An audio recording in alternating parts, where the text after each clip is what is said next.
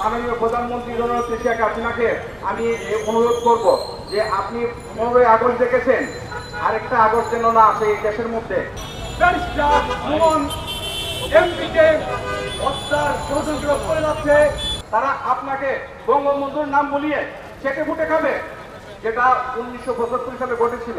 Barrister Syed Saidul হক Suman MP, তাকে যে হত্যার হুমকি, সবসময় তার মাথায় একটাই চিন্তা, আমার দেশের মানুষ কিভাবে অর্থনৈতিক মুক্তি পাবে, আমার দেশের লোকজন কিভাবে দেশের সমবন্টনে ভাগ পাবে। আপনারা আওয়াজ তুলুন, সত্যতার পক্ষে আসুন। সন্ত্রাসীদের বলতেছি, তুমি যদি এতই বুদ্ধিমান হয়ে এতই সাহসী হও, আসো না সামনে। সুমনের মতো দুর্নীতির বিরুদ্ধে কথা বলে, সন্ত্রাসের বিরুদ্ধে কথা বলে, অন্যায়ের বিরুদ্ধে কথা বলে। একজন ব্যারিস্টার সুমন পারে একটা জাতিকে চেঞ্জ করে দিতে, পারে কিছু দুর্নীতিবাজদের আসন করে ফেলে দিতে। সেই সুমনের হ্যান্ড হয়ে আমরা গোটা বাংলাদেশে আন্দোলন করব, সুমনের হ্যান্ড হিসেবে আমরা কাজ করব। আপনারা দেখেন, একজন সংসদ সদস্য যদি তাদের নিরাপত্তাহীনতায় ভুগে, তাহলে আমরা যারা সাধারণ মানুষ আছি, আমরা যদি আজকে দুর্নীতির বিরুদ্ধে দাঁড়াই, তাহলে আমার অবস্থা কি হবে? আমার বিরুদ্ধে, আমার জন্য কি কেউ রাস্তায় দাঁড়াবে না?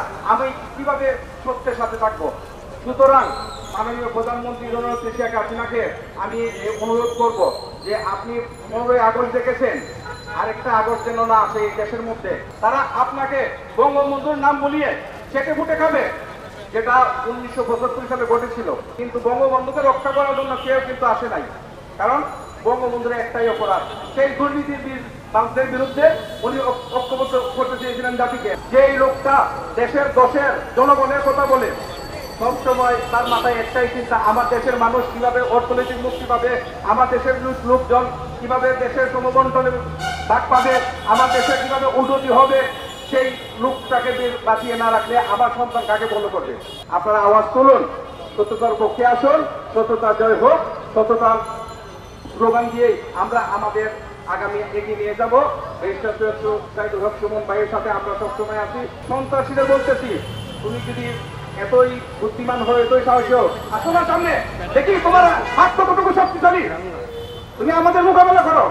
ব্যারিস্টার সৈয়দ সাইদুল হক সুমন এমপি, তাকে যে হত্যার হুমকি এবং তাকে হত্যা করার যে ষড়যন্ত্র, সেই ষড়যন্ত্রের প্রতিবাদে আজকে প্রেস ক্লাবের সামনে আমরা মানববন্ধনের সমবেত সকলকে অভিনন্দন, শুভেচ্ছা জানাচ্ছি।